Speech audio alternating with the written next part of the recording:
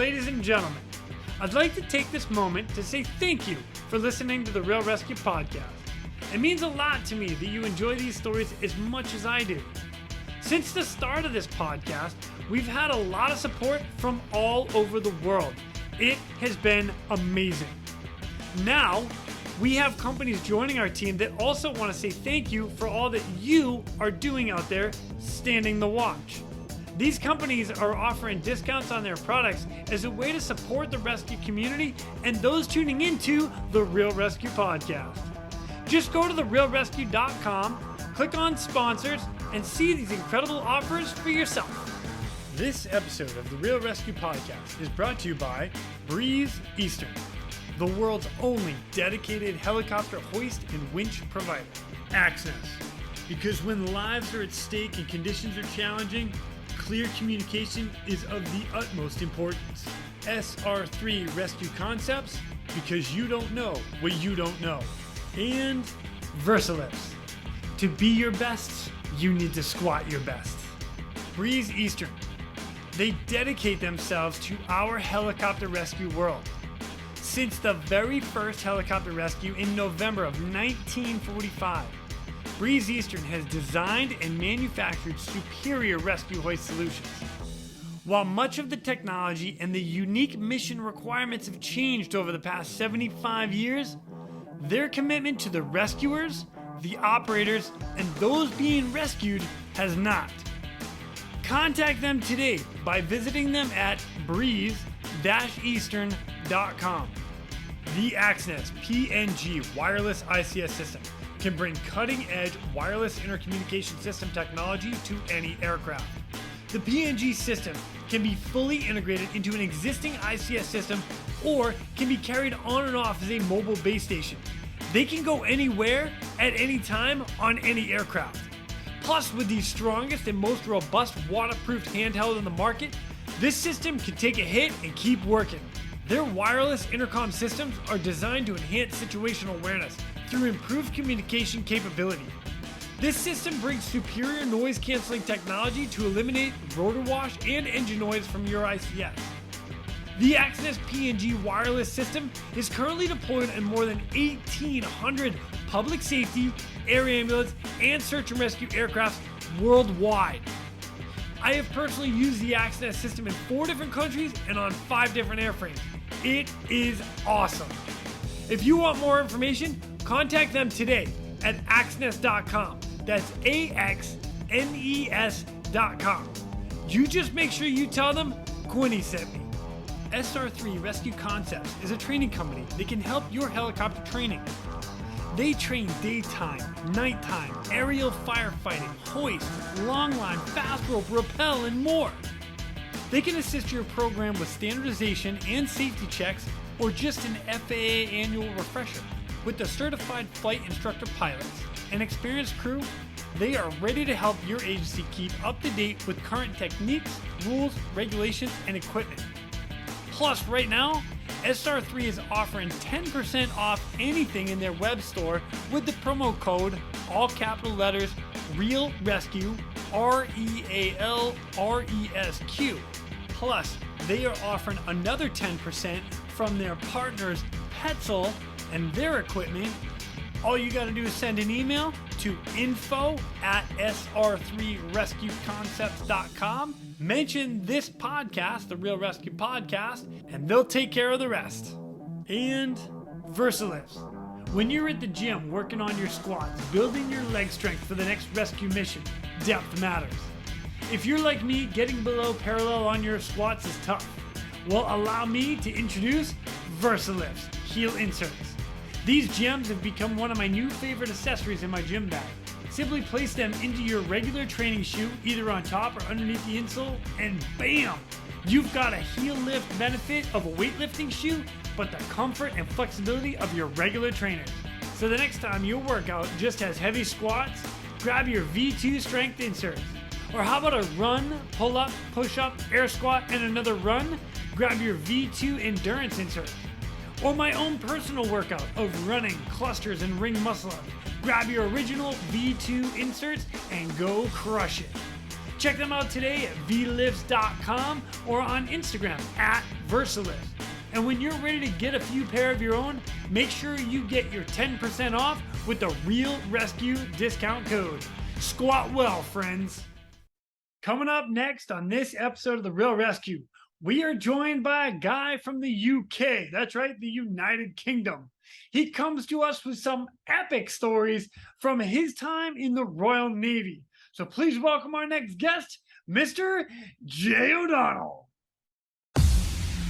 My name is Jason Quinn. I am United States Coast Guard Rescue Swimmer number 500.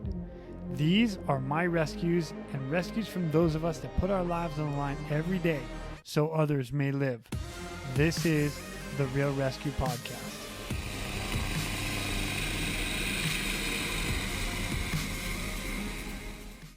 So. Ladies and gentlemen, thank you for joining me here at the Real ResQ. Today, I've got a guy. Oh, actually, come to think of it, you are my first UK guy ever to come on. Wow. Okay. Oh, this is exciting. Ladies and gentlemen, Mr. Jay O'Donnell. What's up, dude? Hey, how you doing? All right, Quinny? Dude, I'm fantastic. Thank you. Thank you so much for coming on and joining me. We have a couple stories to talk about and how this is going to be good because you earned a pretty killer medal from it's the Queen Gallantry medal, right? Yeah, which I'm super pumped to hear about. And then you have a book you've written, which is it's Rescue 194, right? Well, yeah. Nice. Yeah, and that's just sort of captures my search and rescue career really in a nutshell. But we'll hopefully talk about a few things in between. But yeah, it's it gets good reviews mostly, which is great. Mostly. So the bad reviews are all your friends that are like, what a loser. Yeah, it was like, I get neat shit every day from that book. For years from my friends. It just goes to show they're true friends, because true friends would do that to you. Pictures I got from it were great. There was propping up table legs, there was emergency toilet paper, and there was the classics of "Thank you, Jay. My son is now asleep in his cot with a book over his chest." So I like to think I've done some good in the world. Oh my gosh, I freaking love that. What a friend's for. I mean, really, it's the guys we serve with. It's what they do and what we put up with. I'm okay with it. Yeah. So, which is funny because actually you and I know a mutual person, a mutual friend. I think I can call him a friend now. I think he would call me a friend back. I'm not totally sure, but Mr. Daz Craig, shout out to Daz. Yeah, so Daz Craig, he's a legend. Legend in his own time. So he totally set us up, and I got talking to him one day about this, and I've been trying to get him to come on. He's like, no. So all you that know Daz out there, you just gotta call him and be like, just give him a hard time. Oh, you can't come on the Real ResQ, can you? You gotta have somebody else do it. So, but he totally connected us. And how do you know Daz? I've known Daz for a long time through working in the Royal Navy, in the helicopters side of things, and specifically Saab. But you reminded me of a funny story actually. So every 4 years ago or so, we used to have like a European SAR meet in Kiel in Germany. So in Germany in Kiel. So and it was great fun. You'd go there, accommodation, lots of beer, and lots of talking about different search and rescue events, and we all got on, met new people, and the squadrons would sort of rotate the crews around every 4 years, and the guys that went before me was Daz Craig's crew, and on the last night before we left, the last ever SAR meet at Kiel before they moved it and sort of disbanded it, the guy said to me, he goes, what are you going to do tomorrow? I said, what do you mean, what are you going to do? They said, well, the Royal Navy guys are just like mental, just do stupid stunts at the end when you're leaving, because there's no air displays allowed in Germany, or certainly not at the time. You can't do any of that, but we would sort of fudge our departure a bit. And I said, well, what did Daz do? And they said, well, they disappeared off and then they came back around and all of the crew, but mostly we could just spot Daz from his big hairy backside sticking out the cargo door, like completely naked, ass sticking out the cargo door when they were trying to do their Mexican wave to wave them off. And I was like, okay. So the next morning came about and I was like, I'm going to have to outdo Daz Craig's big hairy ass. And so we launched. There was only 2 pilots and me and a couple of engineers who were like a ride along. We had a great weekend and we departed and we went out to sea, and the guys that were all lined up, all the rest of the aircrew, were really disappointed because they were just going to give us this big wave off. And I said to the pilot, right, get out of your seat, left-hand seat pilot, get out of your seat, get down the back, put him on a dispatcher harness. He was really uncomfortable. And I said, that's down on the winch, that's up, don't get it wrong. And Puck Kirkham was my flying pilot, he was ace. And I said, I want 20 feet, 20 knots. I got onto the winch wire, got the door open, got onto the winch wire. He turned around, went back around for a 20 foot, and keel was right on the water's edge. So the guys are lined up going, oh, they're coming back, they're coming back. And I got the pilot to winch me out on comms initially because I didn't trust him until my comms were off. And I did, you know, I did have a helmet on, obviously, but I did a naked Superman fly past all the way down the keel. And I could say that now I've left and all the rest of it. And they couldn't do their Mexican wave because they were killing themselves with laughter. So that's me and Daz's relationship in some respects. I try to act it. I can't wait to talk to him about this. I'm so excited. Oh, that's great. Daz, I can't wait to talk to you about it, just so you know. Jay, thanks for sharing that story, man. That is hilarious. I could tell you loads more about him, but probably another podcast entirely. He would be so mad at me right now if we because all this is being recorded, so he'd be like, no, he'll deny it, deny. Once it's recorded, it's recorded. Oh, that's freaking hilarious. All right, Jay, I'll tell you what, man, if you don't mind, bring us into a little bit of you. What brought you into the Royal Navy? What brought you into search and rescue? Like, how did all that happen? What's a little bit of background about you? It kind of just happened. I was always going to join the Royal Navy. I nearly went in the submarine service. We had a ride on a submarine, dived and snorted as a cadet. It was amazing. It was the last operational UK diesel electric submarine. So this must have been about 1989, 1990. So, and it was crazy. But it put me off for life because it was like a black Smarty tube, you know, the sweets. And it went underwater and there was no room, no nothing. Hot bunk in. I was like, nah, let's do something more exciting. And I went in the careers office and I said, helicopters, that looks like good fun. So I went in as an engineer, as a mechanic on the Sea Kings Mark IVs, did about 6-7 years on what we call the Jungley circuit on 707, 845, 846 naval air squadrons. Great fun. Went to Norway, did Arctic survival, went to Bosnia during the conflict. I did 4 tours out there. And then I seen the guys hanging out the door. And I said, who's they? And they went, oh, they're the crewmen. And I said, that's way more fun. I'm going to do that.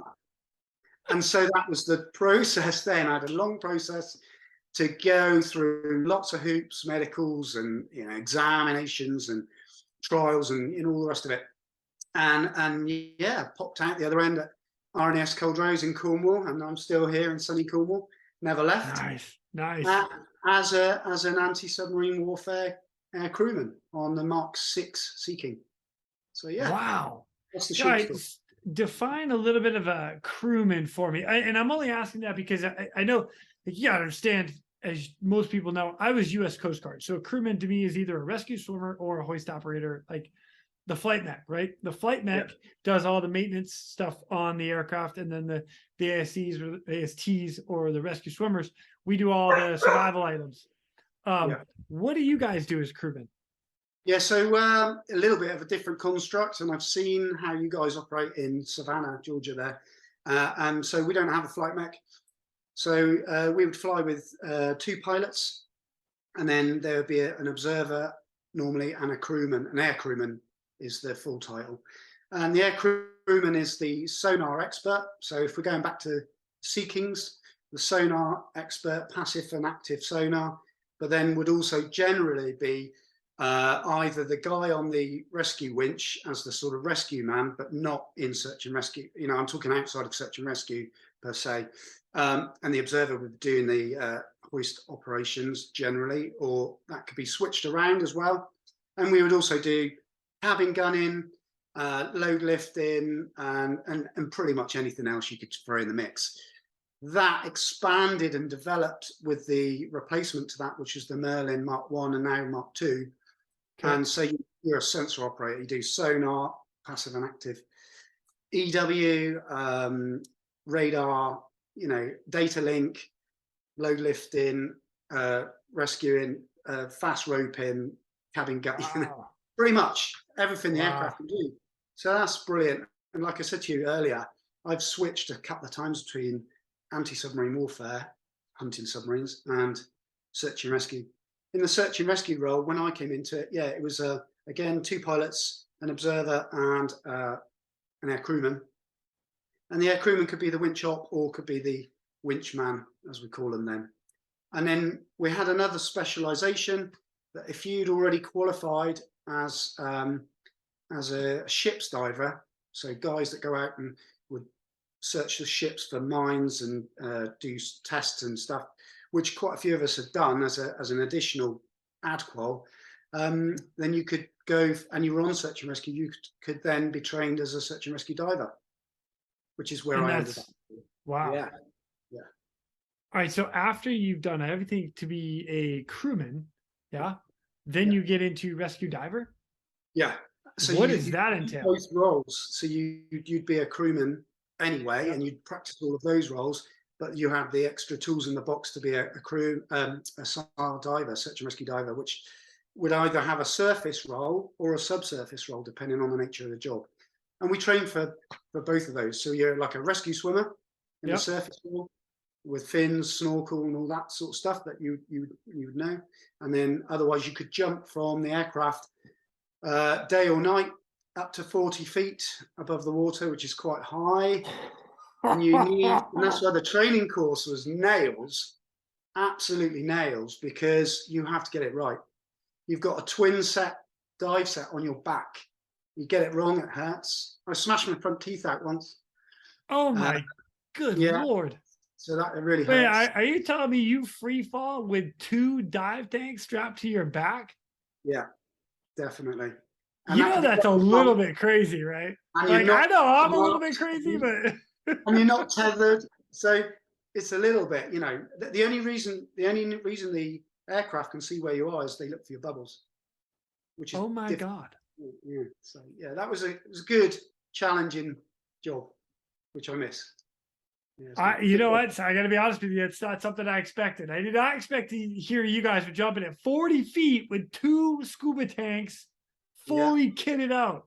All the rest of the kit to go with it. Yeah, because you'd be wearing a rescue harness, obviously, the man valve and all the rest of the gear, your knives, torches, and anything else you need. Yeah.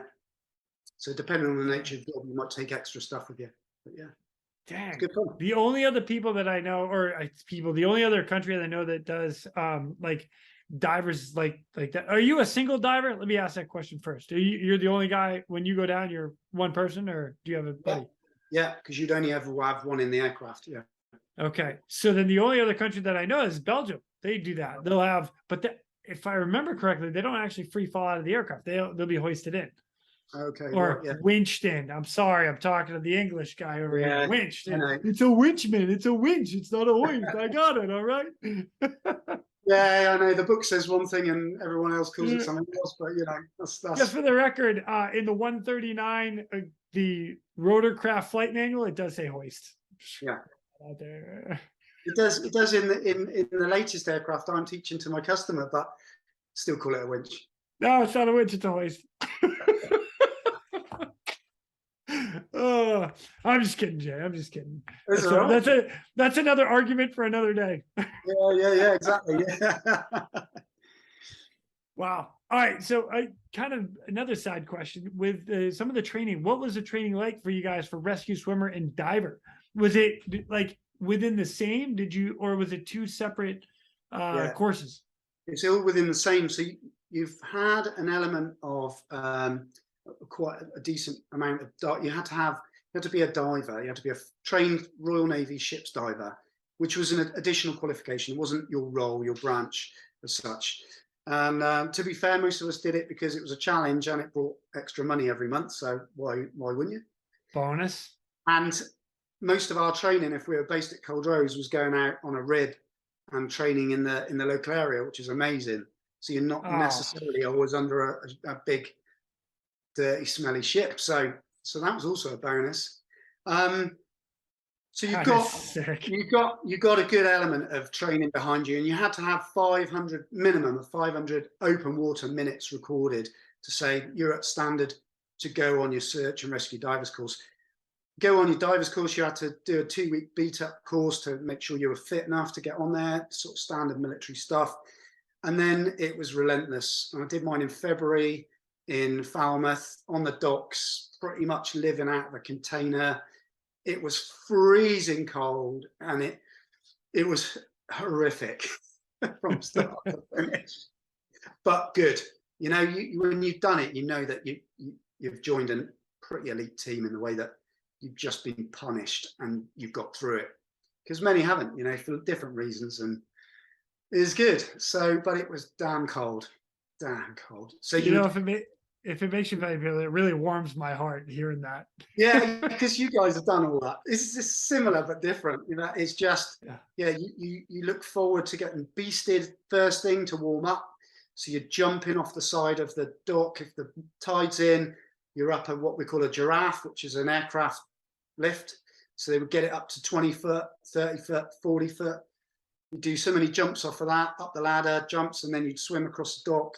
And once they beasted you doing that for an hour, you were warmed up, right?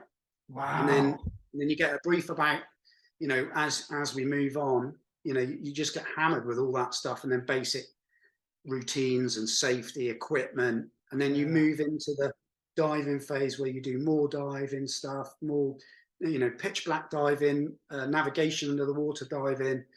You know, we go to Horsey Island Lake in Portsmouth, and you begin loads of tasks, and the viz is almost zero there, which is quite interesting.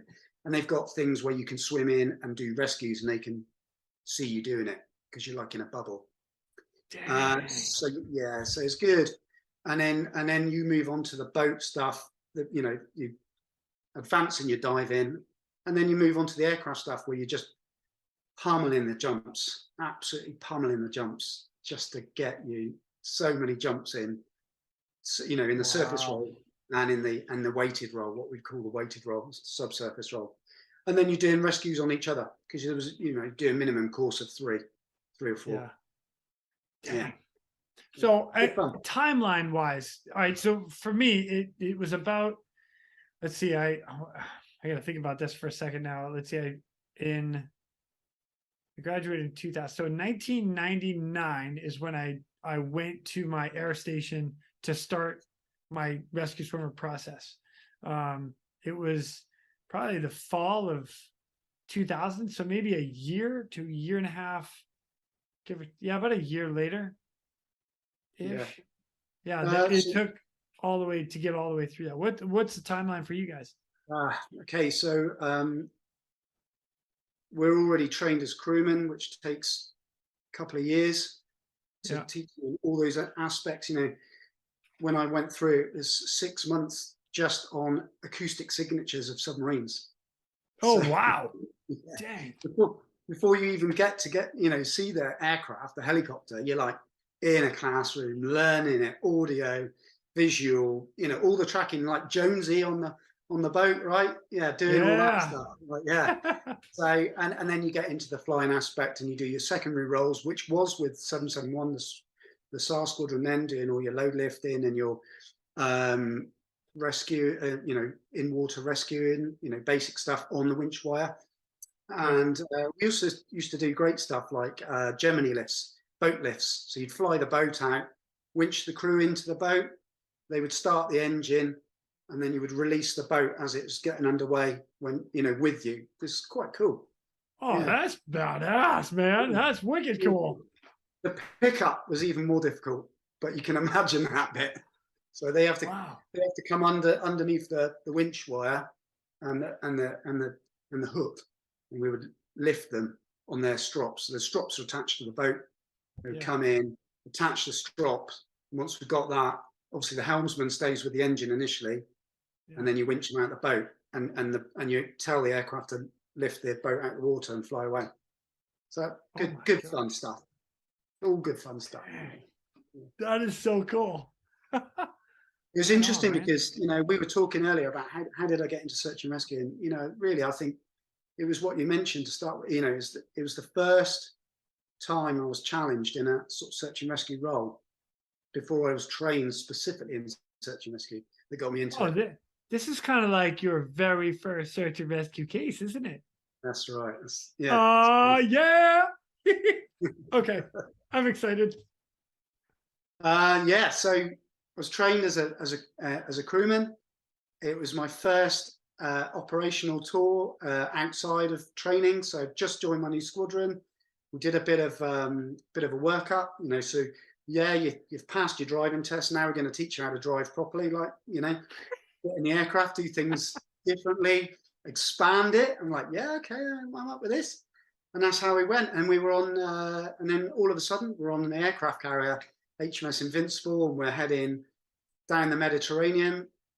And as is normal, to split the task force, up and do different things at the same time, 4 of our aircraft from the squadron and me went on to what was RFA, Fort George. And it was an oiler tanker. And so, and we'd split up doing different things. We had aircraft on the aircraft carrier still. They had the jets, the Harriers on there as well. So it made more room and more sense. And then middle of the night, I got a shake right down low in the bilges where our bunks were. And it was a huge mess deck in those days. And we had loads of engineers in there and then the crewmen in one sort of side. And somebody shook me and said, Jay, get everybody up. There's a massive job on, massive SAR job. And I was like fast asleep. It's like 1 a.m. What? This is a wind up, right? And I really thought it was a wind up. I was looking around, pitch black, everyone's snoring. So I got my flying overalls on, got my socks on, and I ran around the corner, nobody there. I ran upstairs to see who was winding me up. Because, like we were talking about earlier, messing about, playing jokes on each other, it was rife. So I was like, this is a wind up. What's going on? And I went all the way up into the briefing room, and there was about 4 people there starting to get this information in. And I said, what's going on? And they said, there's a ferry that's gone over in the middle of the night.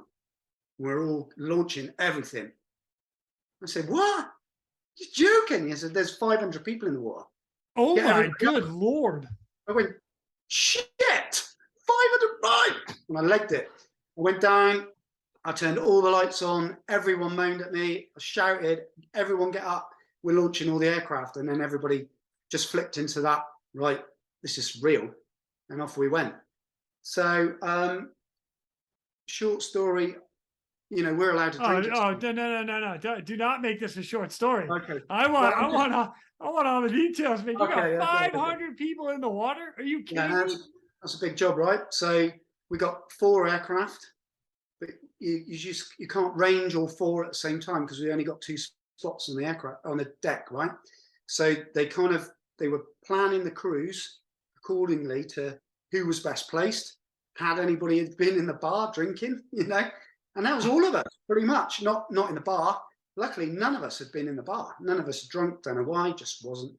And it was Euro 2000 we're on, so big football or soccer to you guys in the US. Yeah, I knew what you meant. Football, yeah, I got it. Football, it was Euro 2000. And so all the games, big games, on all the way through. Obviously, this was the middle of the night, so the games had finished, I thought, but maybe they were on replays or late games because we were not far off the Greek islands. So we were about an hour away. And we got the deal, and they said, oh, there's this ferry called the Express Samina. And it turns out, the story has it, might not be true, but the crew were watching the football earlier that evening and left Roger, the cabin boy, driving the ship. Might not be his real name. That's the rumor. Yeah. Okay. And then at some point hit rocks, outcrop of rocks, hold it, and it turned over and sunk within 10 minutes. And there was 512 people in the water. There weren't enough life jackets. There weren't enough lifeboats. It was one of those things they just never thought would happen. So they just put the minimum stuff in. So one by one, we got the aircraft spooled up and off we went. Went straight to Invincible, refueled, and off we went. Now, in the book, I talk about a difficult journey that I had with my senior guy, my senior observer, who was our manager, you know, of all of us, and our relationship wasn't good because I'd gone and had an operation to get my sinuses drilled because I wanted to be a diver. You see, SAR diver. Okay. And he said no, and it caused a lot of friction. And I was crewed up with him, and I just thought, oh man, how is this going to go? I've been on the shitty jobs list now for weeks. And to be honest, it was the making of our relationship. And he is an ace guy, Chris Webb. Everyone will say the same. Absolutely top guy. So we refueled and launched, and it was pitch black, and the sun was coming up, and it, you know, luckily it was close to shore, and it turns out a lot of the village boats from all the villages, they'd all come out and just been pulling people out of the water. So we started looking. Wow. And we were just airborne for hours. And Chris put me down to many little islands where there was life rafts. Yeah. And it was weird, eerie, quiet, still, and just everyone's shoes left in a pool in each of these life rafts. Because that's what you're told to do, take shoes off. But there was nobody there, just life rafts and shoes.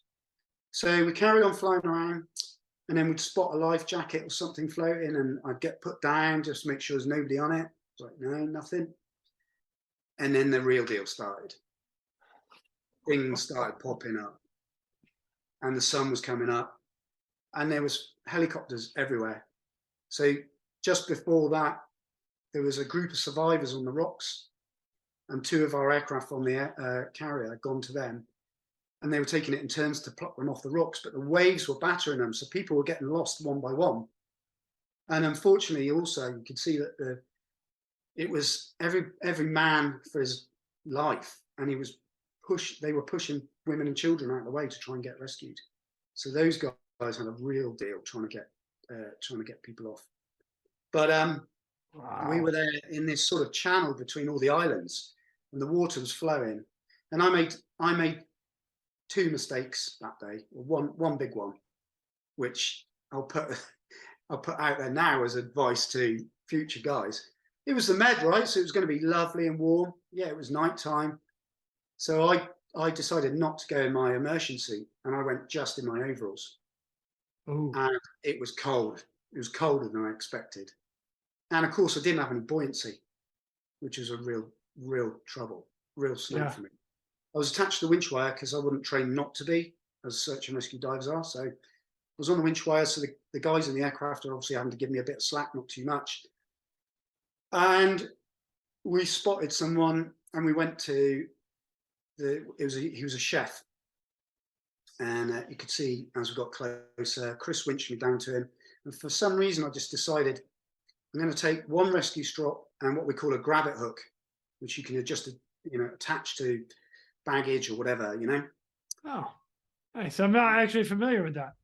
Yeah, so we've got a grab-it hook in the toolbox as such. So I took a grab-it hook because I knew it was going to be difficult, and he looked dead.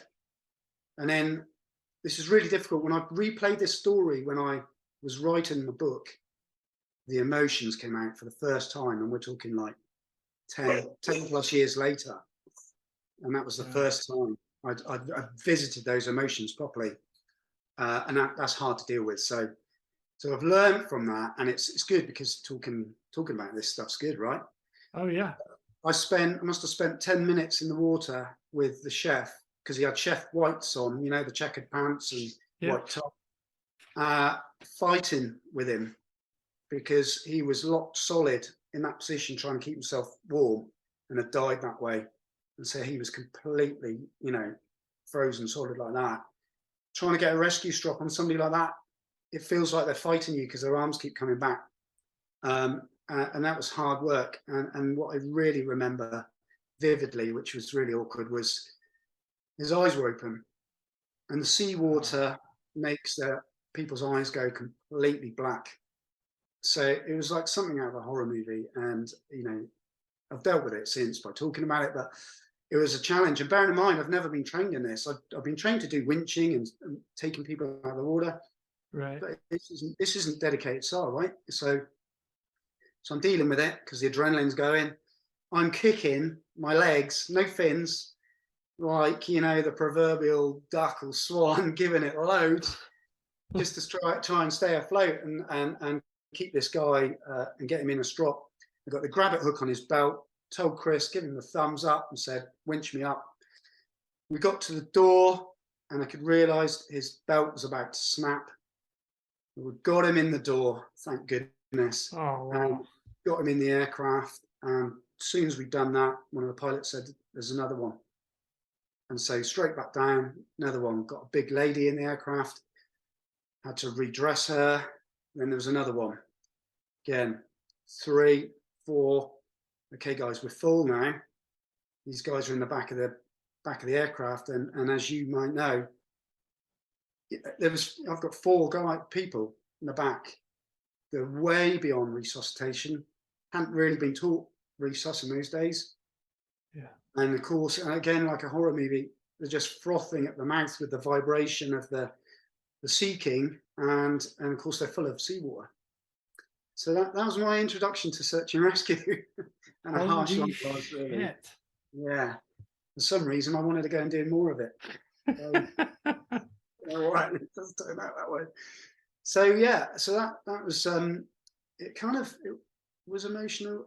I'll tell you one thing that was emotional, and I have a little bit of a regret about it. Was when I got back, the aircraft carrier was brilliant. It turned itself from warship into, you know, a recovery humanitarian ship. So all of the galleys were open for these survivors that have been brought back on board, to process them, check them medically, reclothe them, feed them.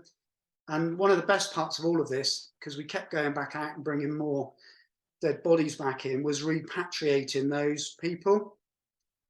But on my first return to the ship, we had our engineers come to us and go, refuel the aircraft. And like, yeah, we're going again. They gave us some food, which was really welcome. And one of the guys had looked at me, and I remember him stopping absolutely dead in his shoes, stuck there, just staring at me. And I was like, okay, and we're busy and we're moving people, putting them into body bags, taking them out in stretchers, re-rolling the aircraft, getting the water out the back to go again. And I remember that moment only because I've looked back at it. And it turns out some 10, 12 years later, I met him in a bar in a local in Helston, and he said, I was totally fucked up, Jay, after that.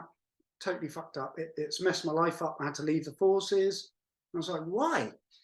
You know, was it the dead bodies? What was it? And he said, all of that, but you were just covered in blood. Your whole overalls were covered in blood. And it just fucked my head up. I was like, mate, no, I wish you'd talked to me. They said it was flare paint. All of these people had gone in the water with flares, and it was on the surface, it was on them, it was just flare paint. And, you know, and it took 12 years for me to have that conversation with him by chance. And he said, you know, it's cost me he couldn't get over it. It cost him his marriage or his relationship. He left the services, you know, he just couldn't focus, just had this haunting. And I was like, oh, I wish you'd come see me. Yeah. So anyway, yeah, so the best bit was repatriating them and then learning a lot of lessons along the way. So, but my advice would be, think about the water temperature and buoyancy, because without buoyancy, it's tough, right? Yeah. A wetsuit gives you buoyancy. Fine overalls. Wow. Man, Yes, what an introduction to search and rescue. Holy smoke. there was some good stuff done that day. We had other aircraft. We had Hercules flying over doing recce and spotting and stuff. We had a lynx from one of our ships as well. And the guy in the back of that is an engineer that's just trained in basic stuff. Take my hat off to him. There was like 4 of us in a row, all lined up, pulling dead bodies out, down this channel between the islands, and you could see the lynx, and the lynx got the children and stuff, and that was heartbreaking at the time. Ouch. Just Yeah, that's tough. God, it wasn't me, but those guys. So yeah, they did a great job as well. Yeah, so that was an interesting introduction. Wow. Let me circle back real quick to your buddy that you met in the bar, and having that.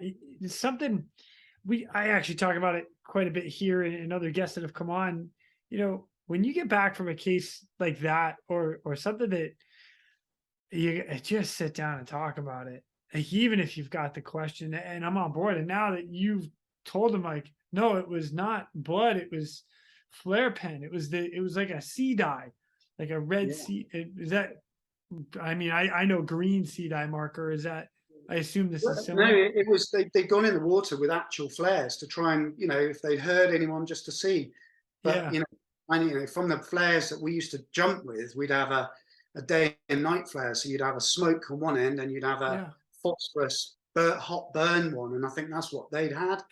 Yeah. So they'd sent up a hot phosphorus, and then the paint, the smoke, whatever it is, it was all just there and all around them and on them. So yeah. And he just got all over you, and he took it totally as something different that wasn't. All you're seeing is body bags and people putting people in body bags, and then and it just messed him up. And it's just such a shame, because at least we had that conversation, but it's just 10, 12 years too late.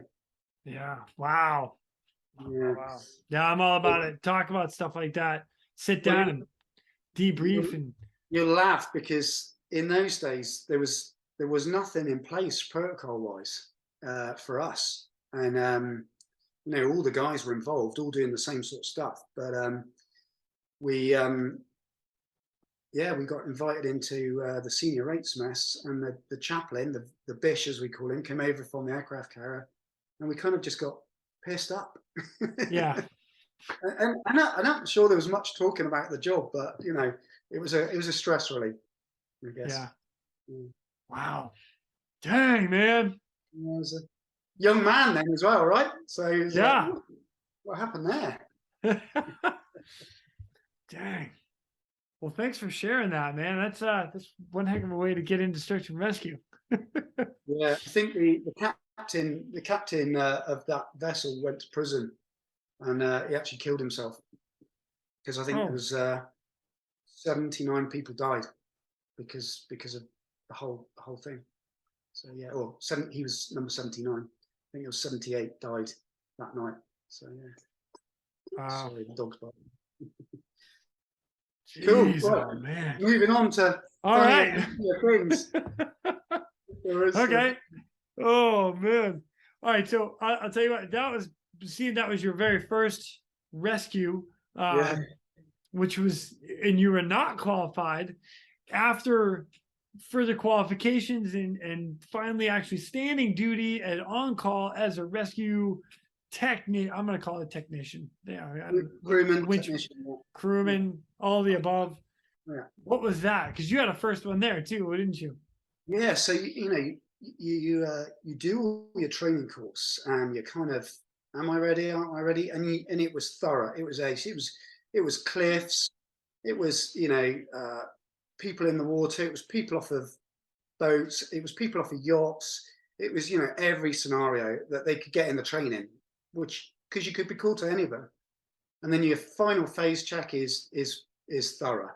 They get all the agencies involved, Coast Guard, lifeboat, the local boat that we used to use, part of the air station, all these scenarios to test you. And you had no idea. You just get, like, for real job, but called. So you're shadowing people. and then you let loose, right? And you're on your own. And it's like my first job. I'm pretty sure it's my first job. It was 3 a.m. Great, because we did 24-hour shifts in the porter cabin out the back. And I was with a guy called Gav Renault, and he was a really nice guy, and he was my winch op, right? And it was for an injured sailor on a fishing boat, so an injured fisherman on a foreign boat. So you've got the language barrier. We're like 250 miles out at sea. So we've got islands that are about 30 miles away, 35 miles away, called the Isles of Scilly, which are beautiful. We'd hop on there, gravity refuel the Sea King, which took forever, if you could get the Bowser driver out at stupid o'clock, and then off we go into the Bondu. And we got there. Wait, into the what? Into the Bondu, into what the hell is a Bondu? I don't know. It's just the name for the nothingness, into the nothingness. Oh, the nothing. Okay. It's the black. Dude, I'm American, bro. I don't know all these little. I'm testing you. I'm educating you in the English language, which is the proper English. The proper English. No, not proper English. Queen's English, yeah. The Bondu, the Bondu. All right, out in the Bondu, out in the abyss, out in the blank of nothing. Got it. Yeah, like that. So there's nothing there, right? It's pitch black, and it's sea state ridiculous.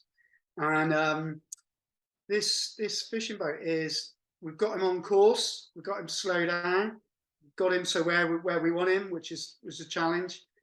And I was on the wire with just the lights above me from the aircraft, and the bow is pitching, and there just doesn't seem to be that moment, that quiescent moment we're all waiting for, where Gav's just got 5 seconds to get me over the boat, bang on the boat, and release, right? And it's just that I'm there for 20 minutes. It seemed like forever. And in those days, it was before we had comms where you could talk to the aircraft and vice versa. So I have nothing. I have nothing but the noise of the aircraft above me, the crashing of the waves and the boat just next to me. And we're just there. I'm just there for 20 minutes, waiting, getting winched up, getting winched down, winched up, winched down. I'm like, oh. And as that moment, I went, what am I doing here? What have I signed up to? This is ridiculous. I'm going to get so smashed up in a minute. This is not going to end well. I've been here forever. This is not what I thought it was going to be. And then in that moment, it was like, right, there's your moment. As I'm having these thoughts. And yeah, right, smash. I'm on the deck. I'm on the forecastle. And it's like, bit of ribs. Yeah, okay. Unclip. Get the winch wire safe. Okay, that's gone.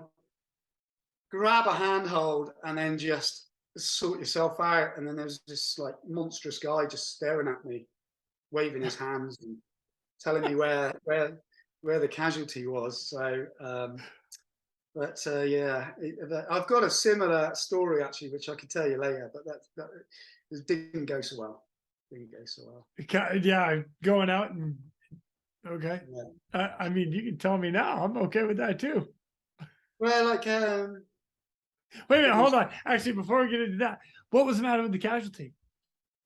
Not a lot.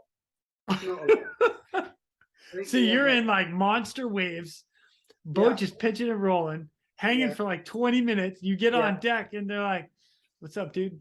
Yeah, it's like that. It was lost in translation. I think so, because they go through the French Coast Guard, French to UK Coast Guard, they scramble us by the time. It's like Chinese whispers. This guy's like missing an arm. So you get there, you're waiting to get all your medical equipment down with you, but you just go and assess the casualty first, just to make sure. And didn't need all the medical equipment. But, he comes walking out. He's like, "Hey, what's up? I'm seasick." Yeah, that's right. So, oh man. Yeah, and that's quite annoying. That's the bits where you go, Jesus, I've just nearly smashed myself up for not a lot. You know, do you need to go? Probably not. Maybe. Yeah. Have you got a passport? All in my very imperfect French. Yeah. Nice. So that was a little bit of an emotional first job, and made me query whether I'd gone down the right route there. But everyone was safe and well. I've got a funny story just popped. I'll tell you after we talk about the Napoli, because it was a consequence of the Napoli. Okay. The Napoli is the one that you're in the Gallantry medal, yeah? Yes, yes. So Okay. that kind of that got quite a bit of PR. So Well, hold on. I don't want to go into that one yet, because you just mentioned you had another one that didn't turn out so well in big seas. So there's two. There's two. One was I didn't mention this earlier. I Sorry. love this. I absolutely, Jay, I love this. It's all coming out. So the one that really didn't go well. It was really bad, and there was some bad decisions, or some not very wise decisions. So nighttime, fisherman got his bollocks caught in a wrench. Can you imagine how? I mean, I can't imagine how it is. You know, how it's not going to be good. We get out to, and it was on the south coast, but it was lumpy. It was nasty. It was about 40 miles south of Plymouth, something like that. We get out. There's two guys, it turns out, on a British trawler, so at least they spoke English. And yeah. Is that like speaking American? I don't know. I mean, I'm just playing to your international audience. Oh, okay. Forget myself. Yeah. So, but yeah. So he speaks British. I got it. Yeah, he does. Yeah, good on him there. So, and we get set up for this, and we decided, and so the guy who was in charge, right, was taking another observer who was shadowing him, and it was a job. So he'd done loads of training, and he said, I want you to be the winch op. I'll be ready. And it's a real job, right? So we're on this job, and I'm like, right, okay, so how's this going to work? Because it's so rough. This little trawler, it's just getting smashed by these big waves. And we're trying to work out the wind versus the tide versus the swell, as you do, to get the right orientation. And he insisted on putting the trawler down sea. And I said, okay, right, get it. We're into wind, they're down sea, but the split off is going to be quick, right? It's going to be really emotional. If it doesn't go right, or loses visuals, you're gone. Yeah. No time for error. And anyway, we got the rescue equipment down to the boat, and he wouldn't put me down on the boat. He said it's too dangerous. And I said, put me next to the deck, and then we'll make an assessment. And he said no. And this guy who was in charge, cut corners on his training already, and now he's in charge. And I've been on the squadron a few years, and he wasn't listening to me. So we've given him rescue equipment, and we've tried to give him some information over the radio. And I'm thinking, this is bad. This is a bad choice. We're hoping he's going to be properly dressed, and that he's going to get in the rescue strop correctly, and he's going to get himself off the boat correctly without any assistance. This is not a good idea. And we've got the aircraft into wind and the boat down sea. And guess what? It didn't go well. So the guy who was winching did a really good job, Tony, because he was working really hard, but he had no experience in this because he was new. And the line went taut really quickly, and this fishing boat had a huge, for a small boat, had a really high stern fencing, whatever you call it, I can't think of the words, but around it was really high. Yeah, the railings that go around the edge. Yeah, the railings are just really high. And so I guess maybe to the guy's shoulder. So he's already in a bad way, this guy. He's now dressed ready. The boat says, yeah, the skipper's on the wheelhouse. So he's on his own, he's attached. And then, of course, the comm wasn't quick enough, I don't think. The boat and the aircraft start to split. The rescue winch line went taut immediately.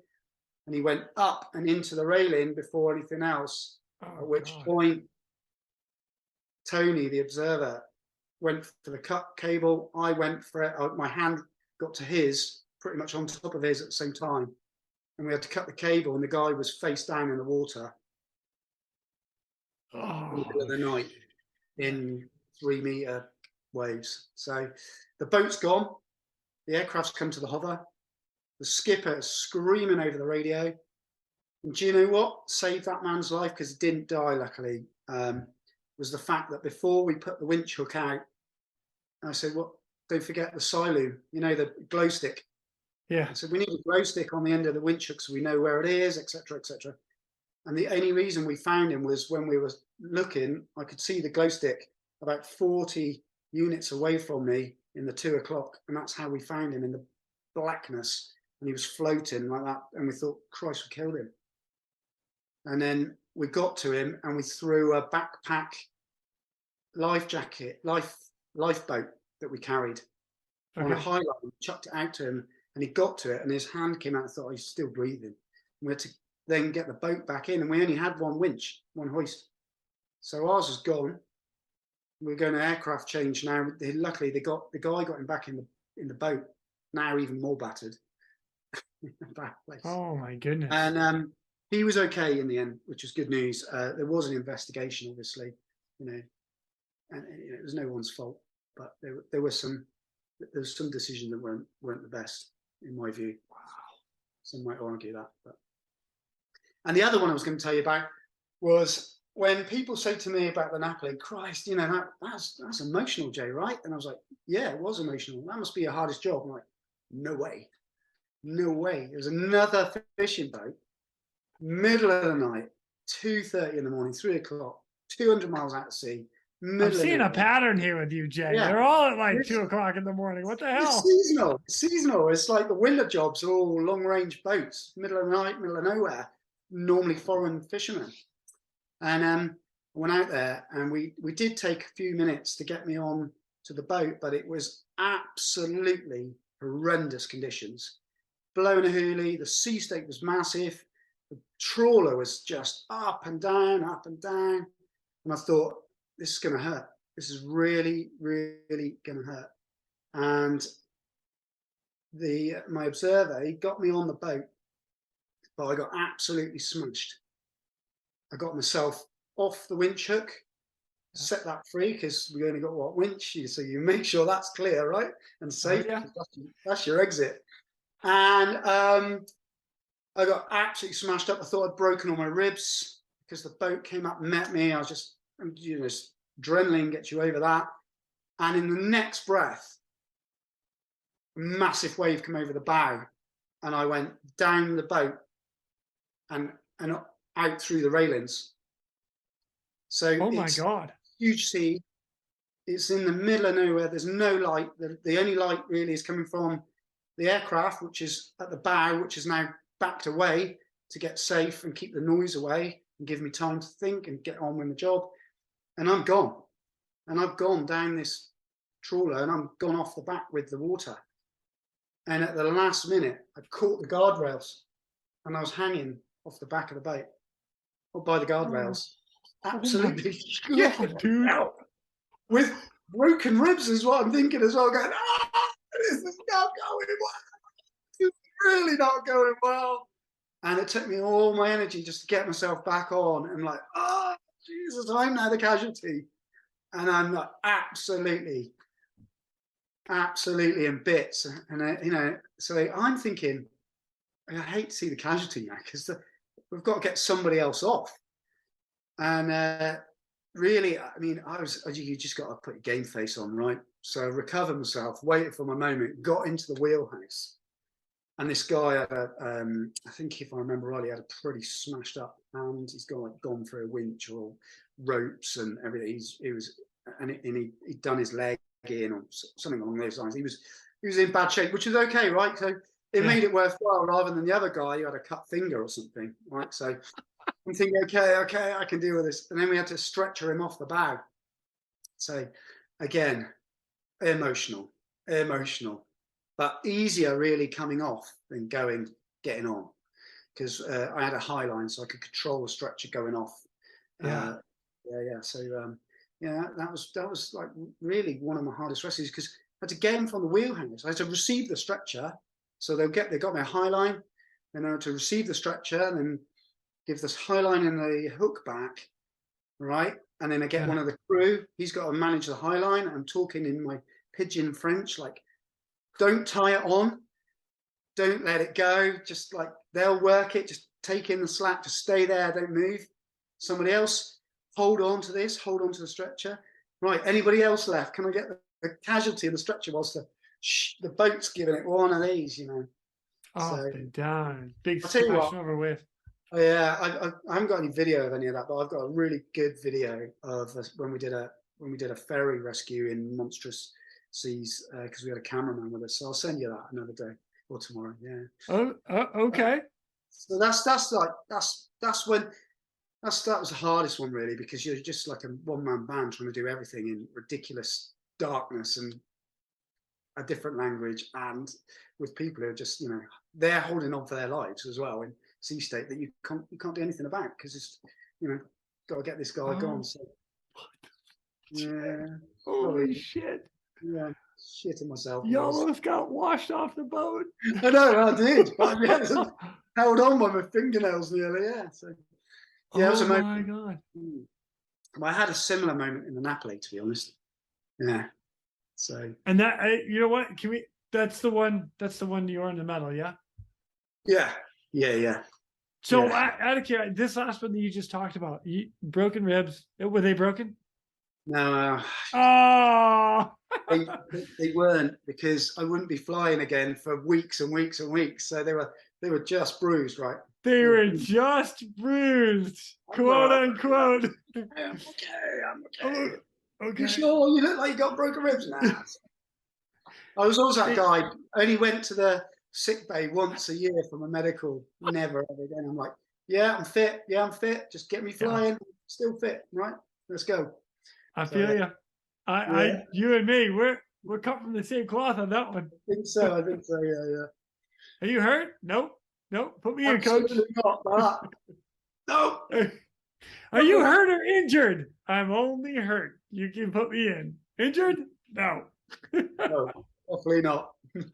Oh my gosh. Yeah, so interesting times. Yeah. But yeah, the Napoli was just a monster. Well, all right, but before we get into the Napoli, so this last one, that's your hardest rescue that you've ever done, was this last one? Yeah, in lots of ways, yeah. Yeah. But what, out of curiosity, knowing everything that you know now, what would you have done anything different that day? No, there's nothing I could have done different. I think there was just nothing, you know. Maybe grab the rail at the forecastle quicker, because I didn't get it. Obviously, I went backwards. I went down half pretty damn quick, but it was like that. So as soon as I'd hit the deck, the deck had come up to see me. So there was released the wind shook, and as I'd done that, it pitched down, and that's when the bow wave came over. So it was all in an instant. So yeah, unreal. So I was lucky not to go for a swim that day, but I've had to jump off a massive yacht to get rescued myself, because it was just too dangerous to do it on a yacht that was unmanned by them, because I'd taken the crew off, and it was quite a big yacht, and so you got to just jump in the water and then get rescued. But it was daytime, so it's all right, isn't it? Yeah, I'm all about that. I'm all about getting in the water. I think getting in the water is actually easier than doing it off a boat. Yeah. I don't know if other people would argue with me. You know what though? I'm not a pilot, so I can't speak for pilot perspective. But for a rescue guy, rescue swimmer, man, you're now out of entanglement hell. Yeah, and we're in water, and we got the gear. The difficult thing I find is trying to encourage people that are in really like beaten up yachts. Yeah, that it's just it's just going to be the worst way of trying to get in there. If they haven't got a dinghy or something, it's like, okay, the best way you can do is dress you to survive and get in the water. You'll be in there for no time at all, and you'll be in the helicopter, and they're like, no way. Yeah. Do you want me to do what? You want me to get in the water? No. Yeah, you want to rescue me from the boat, because that's the bad stuff. You see, I'm in a safe place. I'm like, I know, but this is just going to work better, and you're going to be safer. Nah, not doing it. Okay. Let's see if I can help you.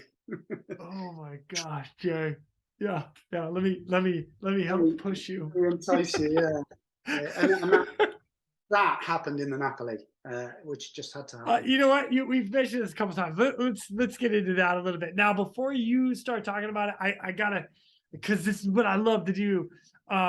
You got a medal for this. I don't actually have the write up for the medal, but what I do have is BBC News. They did a really nice write up right here for that whole rescue. Let me read it, and then I'm looking forward to getting the backstory of this. So this is the BBC News article dated 10 October 2007, titled "Medal Awarded to Napoli Rescuer."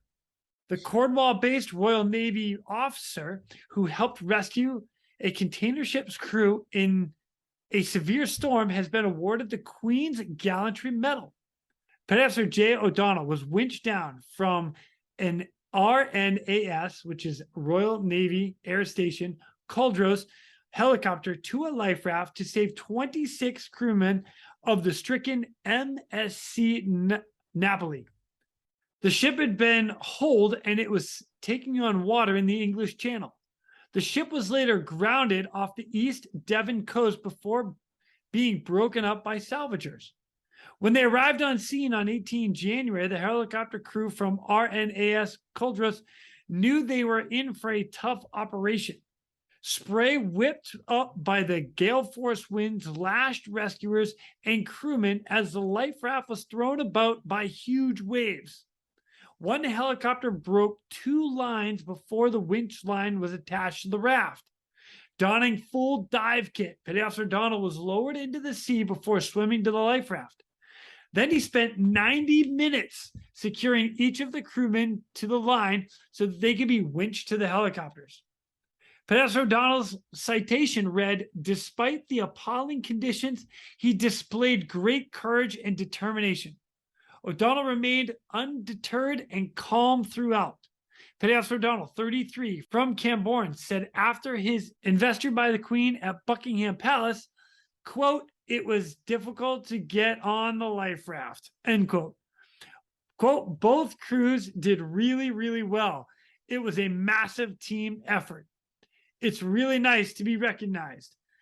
It's not something you think about when you go to do it. You just focus on the job," end quote. The rescued crew were taken back to RNAS Culdrose, suffering from hypothermia, extreme vomiting, and seasickness.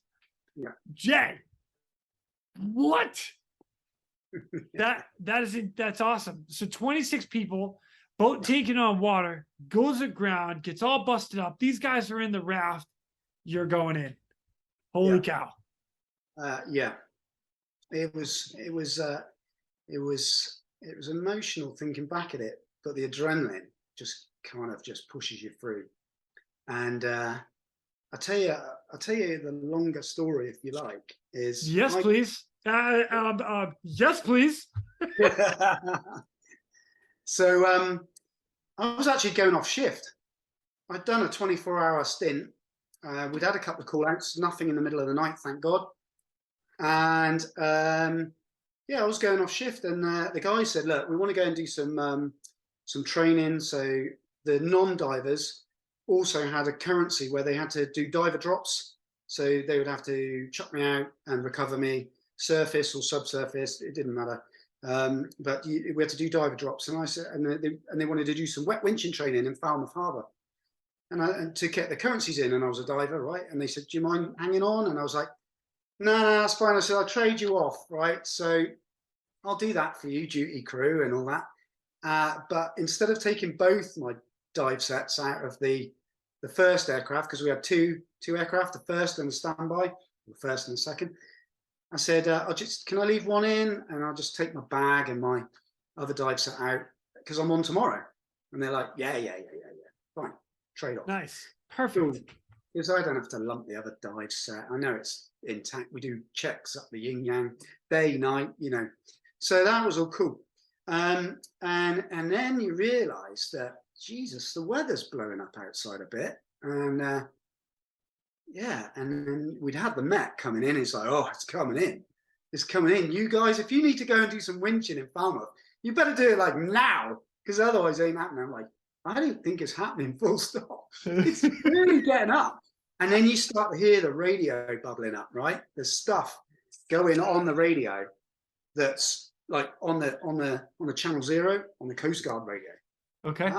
So it's not a non-public channel, secure channel. I'm like, right, okay. And then you hear a bit of whispers. I'm not in that mix because I've done all my equipment checks. I've done this and that. I've got my stuff squared away, ready for tomorrow, and I'm just ready to go. And I'm like, there's people starting to move about a bit now?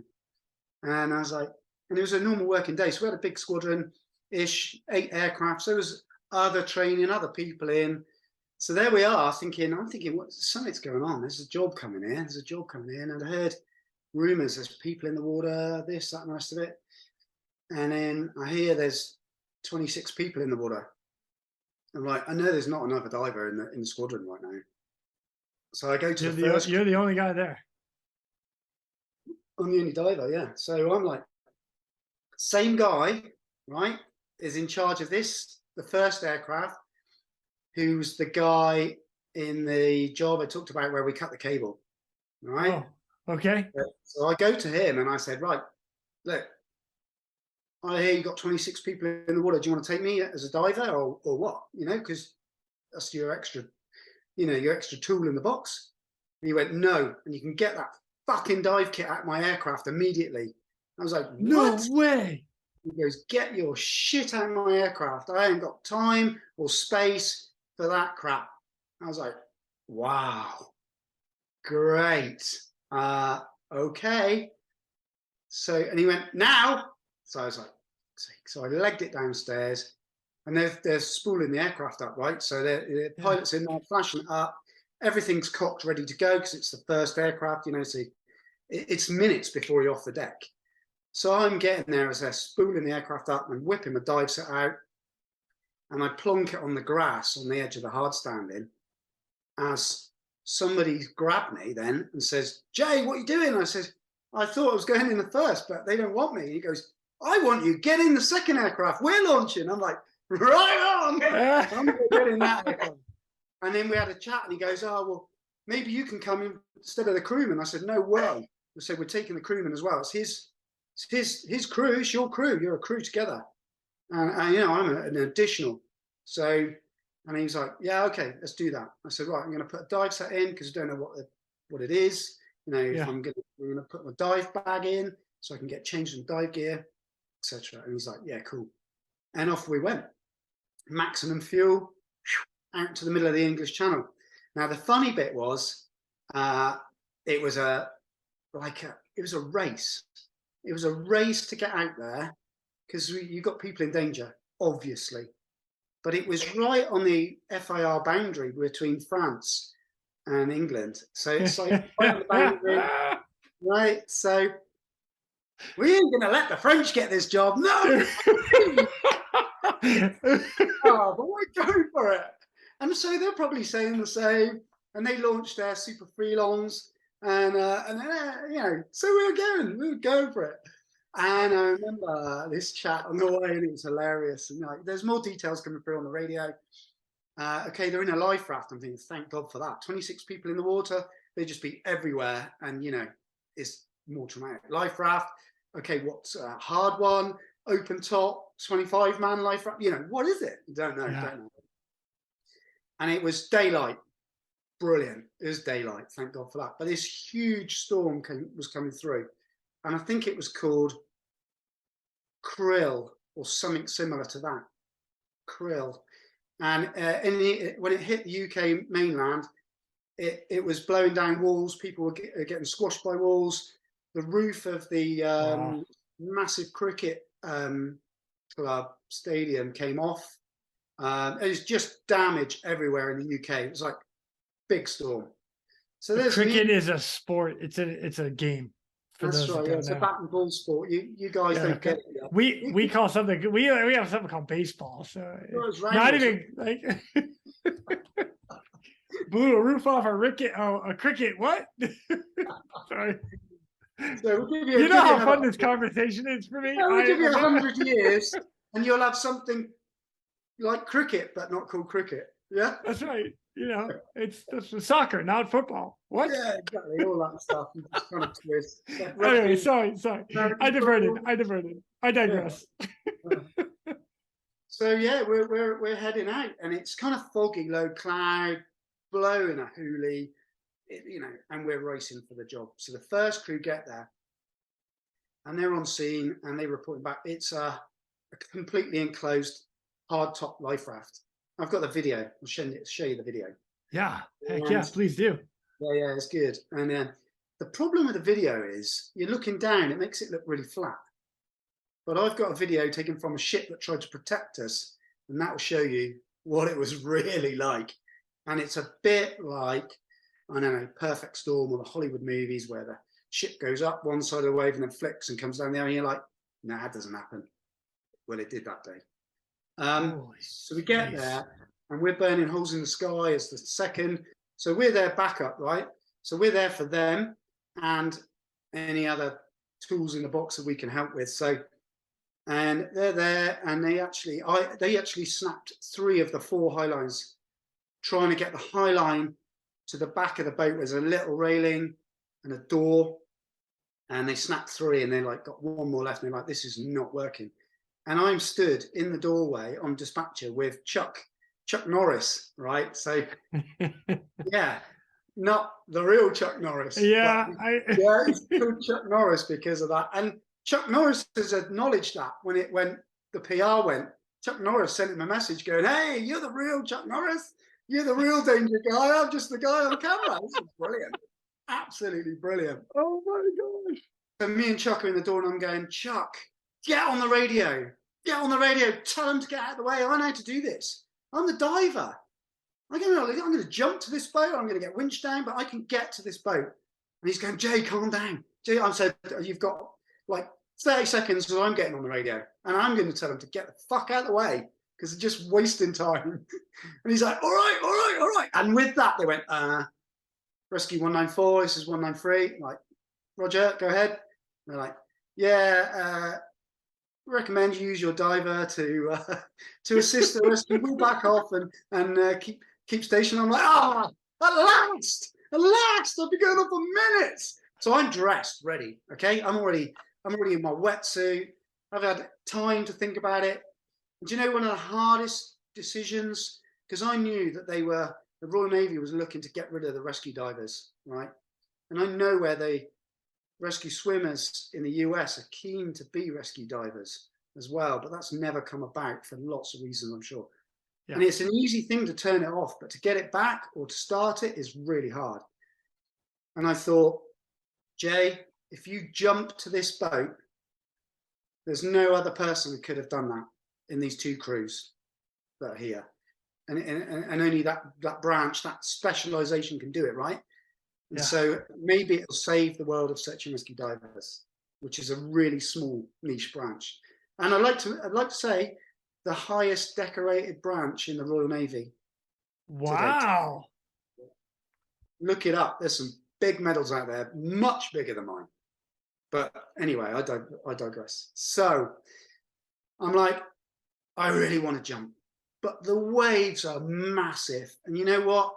It could be like the Guardian, you know, anything. You're just swimming and you're never going to get up that wave. You're never going to get to that boat. And I was really torn for a number of seconds of what do I do? I need to do what's best for those people on the boat. I said, we'll start with trying to winch me to it because it's going to be more precise. The high line doesn't work. I said, winch me to the back of the boat and I'll try and get a grab of it, and then I'll release myself off the hook because the high line thing's not working because it's so rough and these people on there aren't trained. And the crew said, yeah, okay. And because we had an extra crew member, Chuck stood back. He said, I'll do the safety and coordinate like that. And Rads, who was my winchman, who was going to get kicked out as such, you know, he did a really good job, and he was the winch op. And Chuck filmed it. So that's where the film comes from. He's filmed some of it. So the waves were monstrous. So I got to the right height for a second, and I was too high. So I'm indicating down, As soon as I'm indicating down, I'm swimming. I'm on the wire. I'm underwater. Now I'm swimming. Then I'm not. Then I'm like 30 foot above the wave, and I'm like, lower me down. So Radders is working really hard. The pilots are working really hard, pulling a lot of power just to get above the wave, and then follow it down, and then they're winching in, winching out. It's like, this is like a game of chess, or a jigsaw. It's like so monstrous. It's just so many variables. Anyway, I get to the back of the boat. I get a big handhold at the back of the boat, and I'm on that guardrail, and immediately disconnect myself, make sure it goes tight, release it, and that's it. Great. I'm here. I got on it. Woo! Step one, complete. Good 10, 15 minutes to get there, right? So then I'm swimming around the back of the boat. Didn't realize till afterwards there's a prop turning. So I missed that, luckily. Oh, man. But they were still beam on to these monstrous waves. Anyway, so I get to the side, and there's like a small entrance between the hull and the guardrails. And I waited for a second, and then the wave picked it up, and I used that to help myself get on board. Get on board in my wetsuit, there's a big metal door swinging, and a little face pokes out, and he didn't look very happy. I told it it's French registered, so I'm on.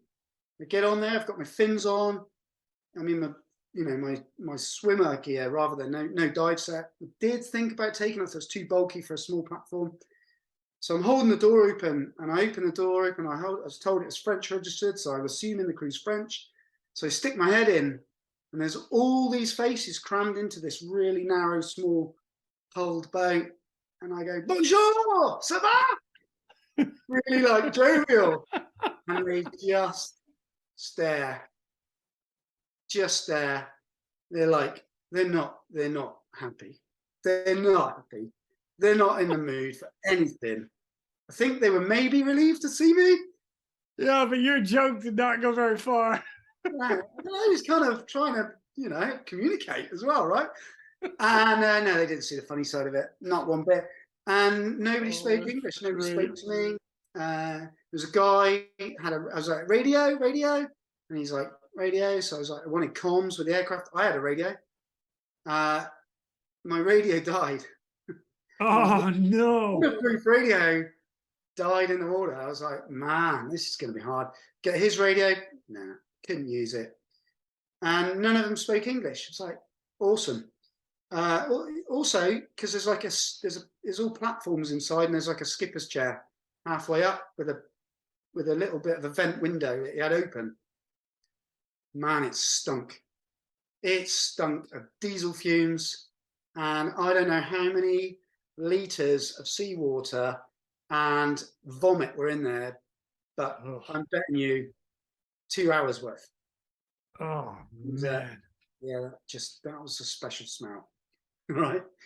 Anyway, we get over that. I'm thinking, right, this door, they've been keeping shut because it's their survival door, because I think it's a rewritable life raft type thing. It's a hard top. But I need the door open. So I get my fins off, and we always had a carabiner on the back of our fins so you could clip them on, because they're your engines, right? You don't want to ever lose your engines. So I clip them onto myself, and then I found a bit of line or something, and I tied the door back, knowing that I could just cut it with a dive knife if I needed to.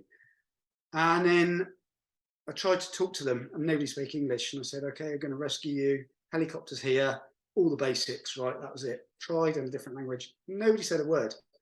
I then realised after the rescue, there's two Scottish guys on the boat. Two Scottish guys never said a word. And they were like this, Screensaver. Screensaver. I can't cope with my environment. I'm in screensaver mode. It's just like, that's all I call it. So I'm like, this is going to be a tough job. So I call for, so they get the high line to me, my guys. So because I know how it's going to work and I know how to do it, they took a while, got the high line in, boom. First job done. So that's the steadying line to the winch hook. So you're not struggling with the winch hook all the time. Then they send down 2 rescue strops with weighted bags because the wind's blowing so much. Everything's got to be super weighted. So the high line had like 3 or 4 weighted bags on it, which makes it heavy. So that's now on So board. real quick, each weighted bag should be about 10 pounds, about what, 4 kilos ish. That sound about right? Yeah, about right. Yeah, about 4 kilos, I'd say. Yeah. So Per it's starting bag. to weigh a bit. Yeah, per bag. So, Yeah. and then you've got a bit of a weight of line. So using 250-foot high lines because we needed that separation for the distance and everything, which also proved to be a bit of a lesson because that's possibly 250, 200 foot you're dragging in and out, right? Yeah. Then you've got 2 rescue strops because it's Wait, how weighing many? two. 2. Okay. I thought you said 3. 2. Okay. Yeah. So 2. these guys, we would only take 2 at a time, and we were only going to use 1 strop on each because essentially they weren't suffering from immersion sickness, or they hadn't been in the water. They weren't going to get hypothermia, or hydrostatic squeeze. So I said, we're just going to take 2 at a time. Anyway, turns out we couldn't. It was too emotional. It was too dangerous, and it also got too emotional because I ended up dragging these strops through the water every time for like 20, 30 meters, 100 feet, which is just bull bagging. Wow. And so get the rescue strops on. And I'm like, first guy, come to me. I'm doing the language. I'm get on your knees. I'm holding on to them. Put a strop on, do the primary Beckett up, and I'm holding them. And then I'm like, yeah, raise a winch. And I've got the high line in the other hand. And I'm like, just got myself braced against the guardrails to keep myself on the boat whilst I'm holding on to them on the high line. And then they're gone, just like that. Because the separation distance between the boat disappearing down a wave and the aircraft winching in or climbing was pretty amazing. And there's some video clips that show you that, sometimes they just go in the water and off, and that's life.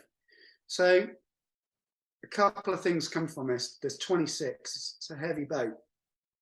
You start to take the weight out of the boat, and it gets pretty skittish.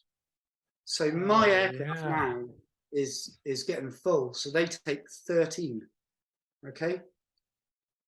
And I get them going. And then we start again. So I get 193 in, and they get a high line to me, and we start all over again. Okay, so, and I'm pretty knackered now, and it's way beyond 90 minutes. It was like going on hours. They'd launched the 3rd aircraft, okay, 195, just in case everybody was running out of fuel, and then rescue was going to carry on. 194 was like, are you okay? And I'm like, yeah, leave me here. I'm going for the next one. So they went, took 13 back to Cold Rose. Cold Rose had already got itself up, ready to receive, clothe, warm, feed, phones, everything for these survivors. So our visiting aircraft section, essentially. So yeah, so that was good. So and then I've got the second lot. So all my kit, my helmet and everything's gone in the first aircraft. That's gone. That's gone. I didn't think about that too hard at the time. And then the second aircraft comes in. You're on like the raft boat right now, the life raft. So you're fine. I was kind of surviving. I had what I needed at the time. But then it gets worse with being light, and I'm starting to empty the boat, and I'm kind of cherry picking who I think is the next best person to come off, just visually. And there was a guy who was just like not happy, and he was the biggest guy on the boat. I'm saying he's going to be 130 kilos. Oh my God. Big guy. He's tall and he's big. And he had a duffel bag. And I'm like, no way. No way. No bag. No bag. I don't know what language he spoke, but no bag. And I'm shaking my head, pointing at the bag, no bag. This is worldly belongings, because the Napoli was a huge container ship and had a massive hole in the side where it split open, which completely flooded the engine room. And so they thought, we're going to sink. So that's why they abandoned it on one of those vertical launched lifeboats. Yeah. Go from really quite high. So they've had an emotional journey. And he's obviously grabbed his most important things to him. And I said, no way. And he would not let go of it. He's now in the doorway before I've beckoned him forward. I've got the rescue strap ready and he's standing up. So I'm trying to get him to his knees. He's massive. He's strong. He's not letting go of his bag. I punched him in the arm to release the bag because we haven't got time for this. The aircraft's running out of fuel. He's like the last one to leave. The lifeboat's all over the place. It's getting emotional. I'm getting tired. Ditch the bag. He got really angry when I punched him. People do. He dropped the bag. I got the strop over him and I'm going, knees. And I'm like literally hitting him in the knees. Get down on your knees. And he would not. I got the strop on and he went over the side. He's like gone. over into the water. In the water. Oh, shit. Oh, shit was kind of come across my mind. And I'm like, I'm just holding myself on the boat and I've got him in the rescue strop next to the life raft, immersed nearly up to his head in water, in 40, 50 foot waves coming, right? And I'm like, this is not funny. And kind of like, I knew this was happening because you didn't get on your knees. And anyway, it was too late. And I'm knackered. I've been going at this for like 2 hours. And I'm somewhere. So for the record, you're not literally naked. You're just extremely tired. Oh, not naked, knackered. Yeah, sorry, so English. Oh, naked. Okay. Knackered. You said that twice. I'm like, what the hell is naked? And Naked. I should have asked you before. No, not naked. That was that other story. No, I'm tired. I'm really, I'm like smoked, exhausted. done, exhausted. Yeah. I'm like, man, I gotta get up with all these English terms. My bad, dude. My bad. when you Come on, Jay. Okay. I'll bring you up to speed. Dad has been trying to teach me, but I don't listen to him much. So. No, but he's got a funny accent as well, right? Oh, yeah. So, oh man, this is going bad. Yeah. And it's emotional because it's really rough. This isn't a swimming pool. This is ridiculous. Never seen the sea so angry in my life. Never seen it. It just looked like a movie, like a made-up movie scene. It's just like, this never happens. Anyway, so I'm holding on to him. And no, I've just got to get him on board. I've got to get him on board. I don't, it's like the Incredible Hulk thing that you just find the energy, you flip the car. I don't know. People have this. And I don't know how I did it, but I dragged him back. Just waited for that moment where the boat tipped up towards him, and I just used every bit of strength. And now I got my legs pinning me the other way, and I dragged him back on. And I don't know, he's like all that weight. I don't know what that's in pounds, 300 and something pounds. And anyway. Yeah, it's so 100 kilos is 225 pounds. Yeah. So add another 30, you're probably adding another 60 pounds plus to it. So yeah, he's big. He was big chap. He might have been heavier than that. I don't know. Anyway, it was. And now he's wet. Yeah. He's got an immersion suit on. To be fair, they all had immersion suits on, but mostly with the gloves missing and stuff. Anyway, so I get him on board. I gather my thoughts. The guys upstairs are like, "What the fuck is going on?" They're waiting. I'm like, "Yeah, take a breath. Right, okay, get the winch hook in. Get it going, ready, right, he's ready, go." So they've given me a bit of slack to play with the cable to get it ready. And we get him gone. And I'm like, right, I'm toast. I am like, absolutely, that's an American word, by the way, yeah. Yeah, that was good. I appreciate that one. Yeah. I'm smoked, there you go. That doesn't work well in the UK. No, toast. I'm toasted. I'm toast. Oh, that's good. So, right, I've just got to get the last few off, and the boat's like all over the place because it's beam on, there's no skipper, it's just all over the place. And I'm like, right, and I reset, next guy. Anyway, the sea rises, the aircraft comes in, all at the same second. They've got me the winch hook, the guy's getting ready, he's on his knees ready, and the cable goes across the top of the lifeboat because the lifeboat skits underneath the aircraft. Okay. Cable goes under, the boat goes under the aircraft now, which is bad. No visual references for the crew. They're like, pay out the cable, give Jay some slack. Because if you snap it, it's just going to go horribly wrong. So in that moment, it's gone horribly wrong. And you know what happens next? The aircraft's probably pulling away because the wave's so big. And then the boat's going to go. It's going to disappear down that wave. So they're going pay out cable, try and get visual references. They're leaning out the door trying to find me. And the cable has wrapped around these metal bars on the top. Oh my and I'm like, God. yeah, this is my lifeline.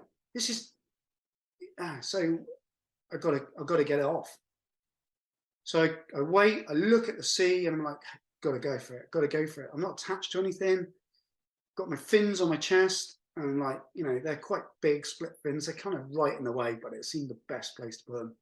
I climb up on the top of the life raft in this ridiculous sea, in this ridiculous place, in the middle of the English Channel, with the last aircraft above me going 10 minutes before this. So like, you got 5 people and 10 minutes fuel, and then we're gone. And I didn't know there was a third aircraft. I was lucky they got a third aircraft coming. So the pressure's really on, and now my cable's caught. And I'm like, oh, you can't write this stuff. This is just ridiculous. So I'm up on the top of the life raft, and I'm holding on for dear life. And I'm like, don't clip on. Just go with it. Right, get that length out. Get this side free. How is it? It's gone round both sides of the 2 rails, like your roof rack rails, but they're like solid metal round rails. And I get one side off, and then I realise I'm going up the biggest wave I've seen, because I'm now at the top looking down. And we go up, and we go up, and we go up, and I'm just getting I'm on the last bit. I'm just about to release it, and now I'm leaning, and I've got my foot. I'm like standing up on the life raft with one foot on one rail, one on the other. I'm holding on, still trying to flick it, and now I'm looking down the wave. And honestly, that moment was a real weird moment. I'm trying not to get emotional about it, because that was the moment I thought, this is it. This is the end. You've done your best. You've got a couple, 3 people, whatever it was. I think it might only be 3 actually left in the boat, and you're not going to make it through this one, because I was now looking straight down the wave, which was just ginormous, thinking it's going to roll. I'm going to be under it, and it's going to be game over, right? And to this day, I was still flicking the cable, and I just had a second pause, and the cable came clear, and I'm staring down this wave, and it must be 40, 50, 60 foot, I don't know, down this wave, thinking I'm going. I'm leaning back as much as possible. It's literally vertical. I mean, this boat's going to go, right? It's going to go. And I still to this day don't understand how it didn't. And I need to go and have a look at the video footage, because I've never seen that, and I need to go and review it. Holy shit, Jay! I heard shit was kind of understatement, and I had a moment where I think it all just came clear, and then somebody was helping me out. And I think it was about 6 months before that, my dad had died. And so, you've gone through the grief, or you think you're going through the grief, and I'm I'm on my reserves as well. I'm pretty burnt out, and now I'm trying to clear this, and now I think I'm going to die because it's going to roll, and then it didn't, and the cable came loose, and I cleared it, and I got it clear, and I just had a moment where I thought, somebody help me out, really help me out. So I climbed back down. I got the cable clear of the boat completely, and I'm like making sure it's clear. I got loads of cable there, winching it in to make sure we're all safe. And I'm like, right, woo, move on, focus, right, next one, out, rescue strop, let's go. Got them all off, and then jumped in the water for the recovery, because safest place. Cut the high line clear again, and then just jumped in the water, and they came with the strop, and I hooked on because I had a rescue harness. So just hooked on, and they got me out. We got into the aircraft, which is really weird, and there's footage of it as well. And of course, then that's the moment you're like, woo! Fucking switch off from you. Yes! Yeah, what a day. What a day's work, right? And it's a different crew, okay? And I'm like, and this is the guy that said, no, we're not taking you. And as well. And I haven't got a helmet. So luckily we used to fly with like passenger helmets, which were okay. They weren't as good as ours. So they gave me that, and I plugged into the comms, and I'm wet, tired, and all of that. And it's all these people that we just pulled out of the water and out the boat. And I'm like sat there with them. I'm just sat at the back. There's no seats. You know, the aircraft's full. It's full. Yeah. Diver. So I'm allowed to be off of, even with the door open, I'm allowed to be off of a dispatcher harness, or, you know, I've done all that. So they were happy to just put me at the back and sit there in your puddle of water. And plugged me in, and I was like, and they were like, "How are you feeling?" I'm like, "I'm pretty tired." Like, oh, yeah, that was pretty good. And everyone was like, "That was freaking good job." There's some moments, and I'm like, yeah, there were some moments, and then you just get that elation. I'm just got a smile on my face, and all these people are looking like, thank God, but they're cold and they're wet and they've got blankets on them. So we get back, and we'd had this hand discussion about fuel, and we flew them back in straight to the reception centre, and then I got to walk them all in for safety. You know, kind of said hello to everybody, and then I got back in the aircraft, and I stood up between the seats, and I looked in, and I looked at the fuel, and there was literally zero fuel. We were literally on fumes, and we had enough. We flew across to the squadron, literally pretty much run out of fuel. Shut the engines. They shut themselves down when we got to the squadron. Holy shit! Like, we busted our fuel, our bingo time, because you were there. And we only knew that 195 was coming out because it was a last minute thing, but we were on our way back with you, so we were good. We were doing calculations literally every 2 minutes, every minute. I think we can just make it. We can just make it. We just make it. Just wait for Jay. We can't leave him here. So because that was their next option, and they were 30 seconds from leaving me because they had no other option. So oh my God, it worked out, and it would have been fine. I wouldn't have known that. I would have gone, what? Why are you guys leaving? So, yeah. Anyway, so that was good. Yeah, and then yeah, we got, and then the press onslaught afterwards was really funny. So it's really quite late in the evening now. By this time, it's a whole day evolution, and I get in, and our press lady, who's brilliant. She was an amazing woman.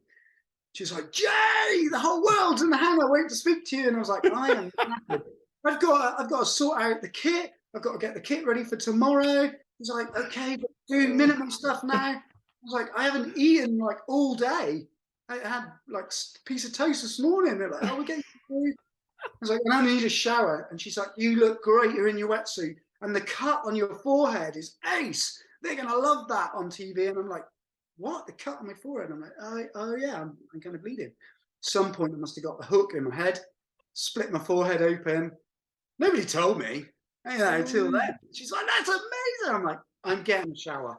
If they really want to talk to me, they're going to wait for me to get my kit, get a shower, okay?" And I didn't realise that was also the crew that I went out with, the squadron CO, and everybody else was waiting for me. But I guess they gave me a bit of grace, right? So, oh my God.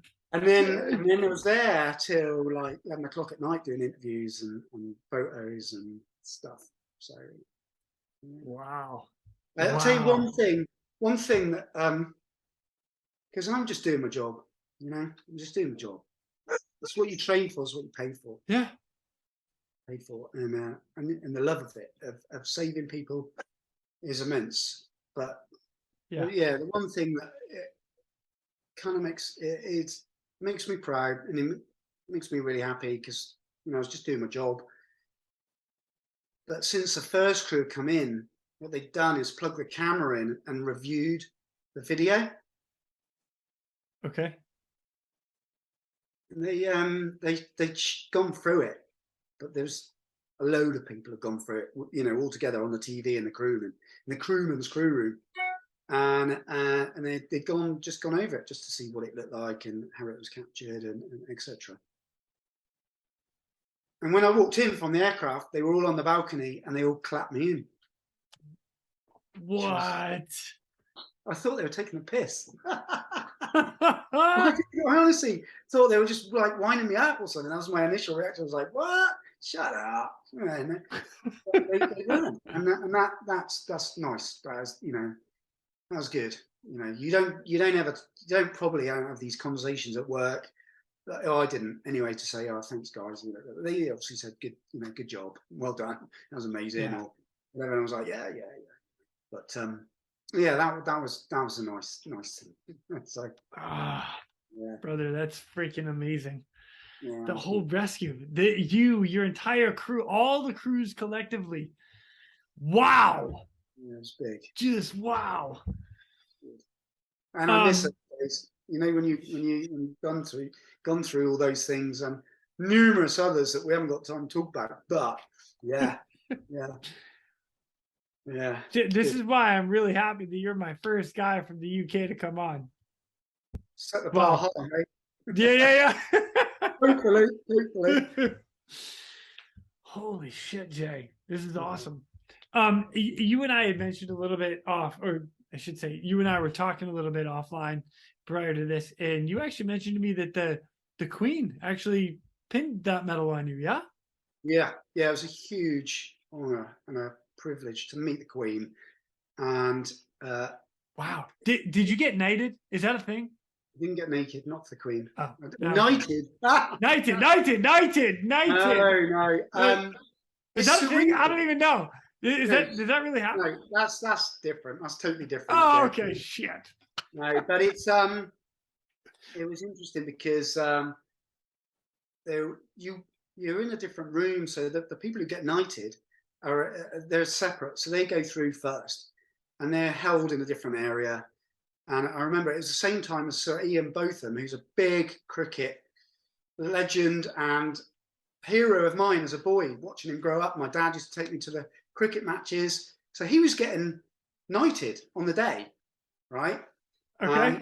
We're upstairs watching it on the TV in Buckingham Palace. It's like, this is surreal. It's all happening in a different room somewhere. Or you go down and queue up. So he had a bit of a fumble, which made me kind of smile. And I was like, well, if he kind of cocks it up, I'm shit proof, right? Because you're going into a big stage. It's a huge room with all the families there, all the pomp and ceremony, the band are all up in the, you know, the trumpeters, everything, you know, Yeah. as you would imagine it. It's just amazing. All the taps in the toilets are gold, you know, everything. So it's just phenomenal. So I watched him cook it up a bit, and then you're kind of in a queue to have your moment. And I was number 99 because it's all packaged into the like New Year's awards, you know. Okay. Yeah. So all those people package them. And I was the last one. And I was pretty nervous by the time I got to the holding point where you're watching it go. So you're at the sideline going like that. And then there's an admiral there who is an equerry to the Queen. So he helps the whole process. And he was there, and he's ex-Fleet Aeron, which is the aviation side of the Royal Navy, right? And so he gets it, and he told me a dirty joke and made me laugh, which is a really good icebreaker. And I'm looking at the Queen thinking this shouldn't be happening here, right? But it was great, and then that was a good icebreaker. And then I get up to the Queen, and there's a formality that you have to remember. Okay, so the way you speak to her, the way you answer her questions, the way you approach her, the way, you know, everything, and you're briefed on that. So I did all that right, which is good. Bonus. Way to represent. You know, by then, this is like, well, this was much later, wasn't it? So it was October. So it wasn't New Year's, it was the next round. Anyway, she said, I saw you on the television, which I was just like completely like, oh yeah, the Queen watches TV and she's seen my rescue on the TV. And do you know what? We were chatting for about 2 or 3 minutes, and she knew all about it. And how was your family and where I live? She so well versed and just wow, such a clever person. She's already remembered all of those other people's details. They're the 98, and she knows mine for that one day, and that, you know, makes it special as well. And holy you know, cow! she's not here. Nice job, Your Majesty. Well done. Yeah. So, and then because I was the last one, I got ferried across rather than everyone else joins their family in the arena to watch everyone else. And what they do is they read out quick preview of your story before you march out and get called to march out. So anyway, I've done now, and I go across to the other exit doors, and then the big doors get open, and the Queen and all of her people go out the doors, followed by all the big medals like the knighthoods and all of that. And I'm stood by the wing again, ready to filter in behind.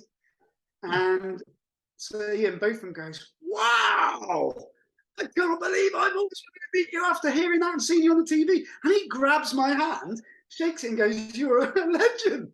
And I was like, "This is not happening. You're a legend. I remember you as a kid and I went to see your games." And we had a quick chat, and then he was kind of dragged away. I was like, "This is cool. It was good."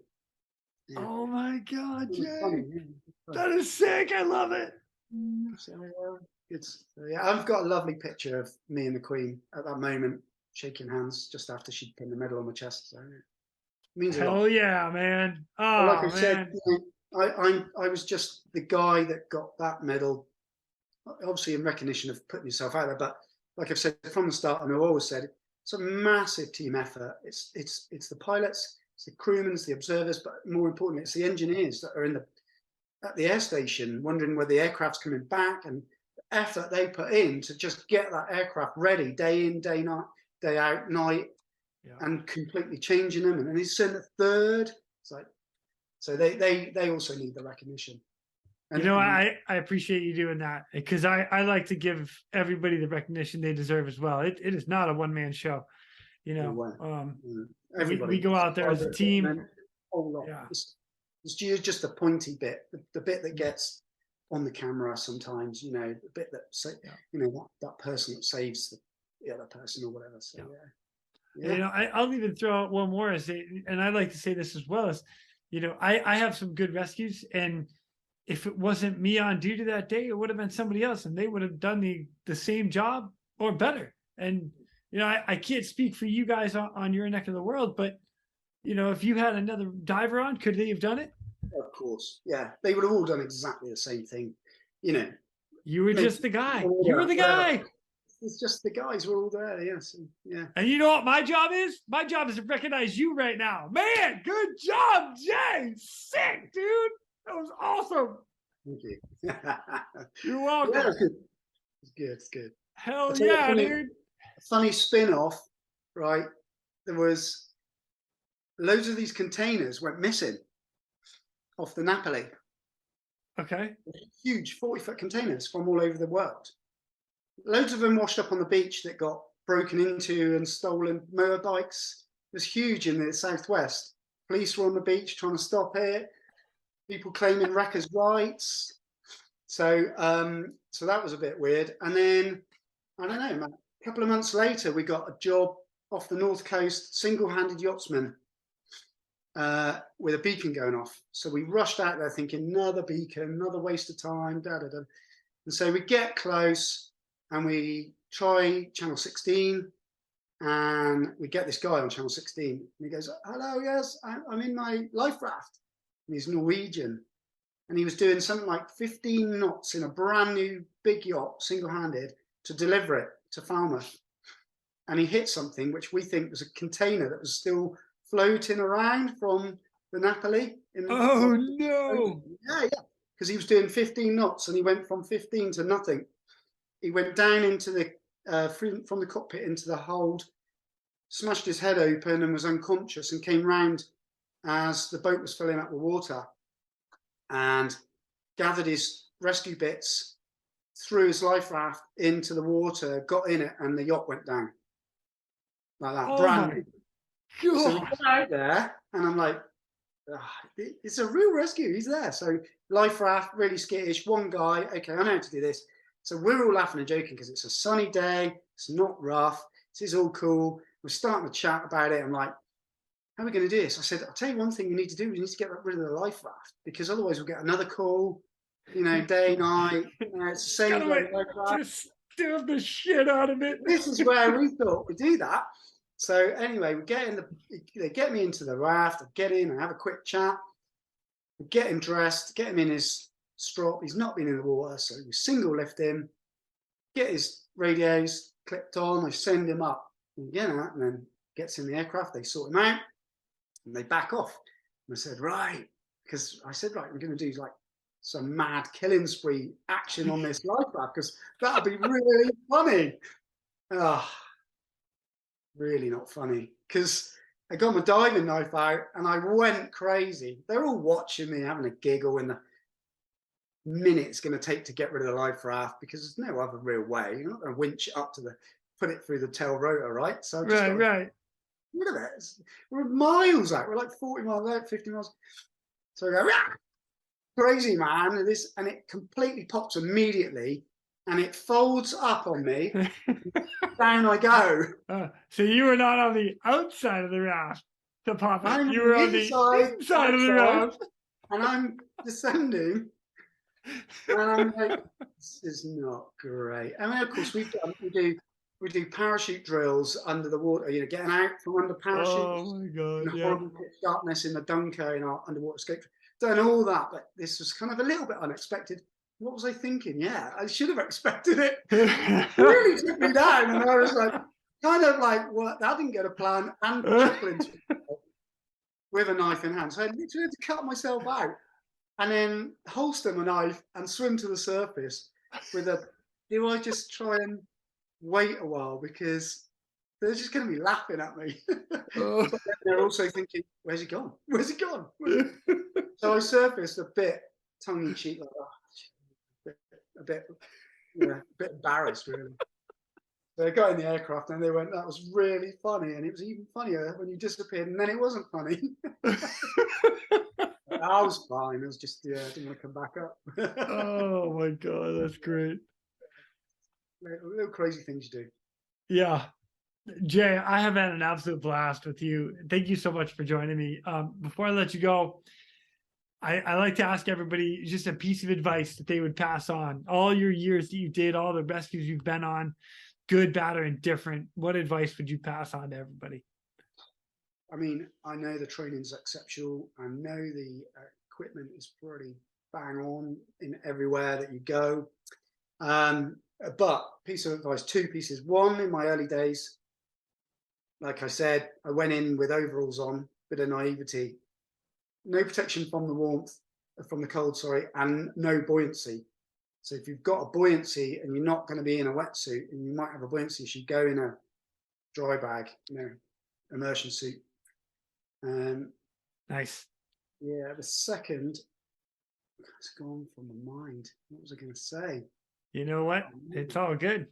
Oh, yeah. So I've come close, and a few people have come close, when your brain is thinking too fast, because you're thinking of the next part of the evolution, and you're on a cliff, for example, and you've hooked it, you've got your survivor into a structure on a flipping ledge or a bank. This is obviously what happened.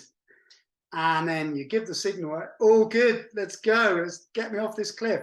You realize you haven't hooked yourself on. Just think, pause for a second, what's missing? Shit, hook on. Just double check that before you go, because I know loads of people who've come really close.